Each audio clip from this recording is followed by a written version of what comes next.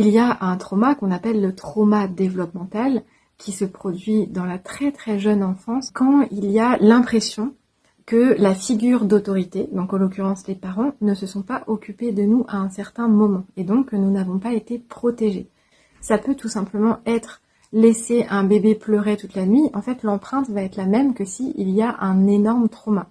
Au niveau du système nerveux, c'est la même chose. Et ce qui se produit après dans notre vie quotidienne, il va y avoir comme une sorte d'hyper-vigilance, d'hyper-attention sur tout ce qui nous évoque les figures d'autorité. Donc ça va être les professeurs, les médecins, les thérapeutes, les psys, tout ce qui peut vraiment avoir dans notre inconscient une position de supériorité et d'autorité qui est censée prendre soin de nous en fait.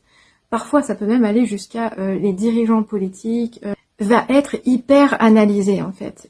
Et c'est très significatif, et en particulier chez les personnes à haut potentiel, il va y avoir comme une suranalyse en fait. Et beaucoup de déception souvent des figures d'autorité. Mais qu'est-ce qui va se passer aussi? Ces personnes-là, généralement, ont un potentiel de leader à l'intérieur d'eux.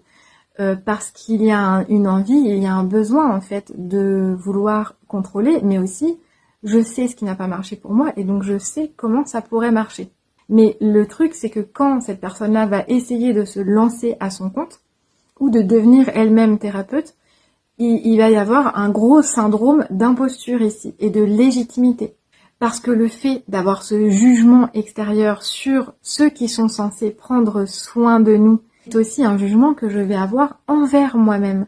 Et donc je vais venir me saboter en fait, en venant considérer le fait que chaque être humain porte en lui du bon et du moins bon et que sa figure d'autorité ne change absolument rien à son humanité.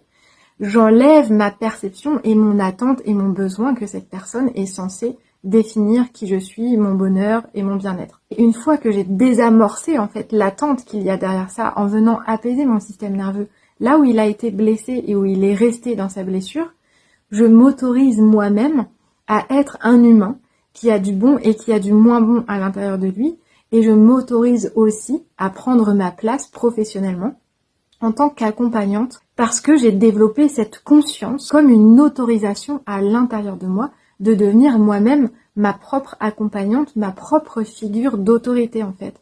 Et je trouve que ça vient aussi déconditionner le système du capitalisme à plus grande échelle. C'est un autre sujet, mais je trouve ça vraiment passionnant. Et en tout cas, merci à ma séance de ce matin qui m'a permis ce rappel-là, parce que j'ai beaucoup de personnes qui sont coachs aussi et qui sont thérapeutes. Et j'aimerais ici qu'on vienne apaiser cet endroit-là.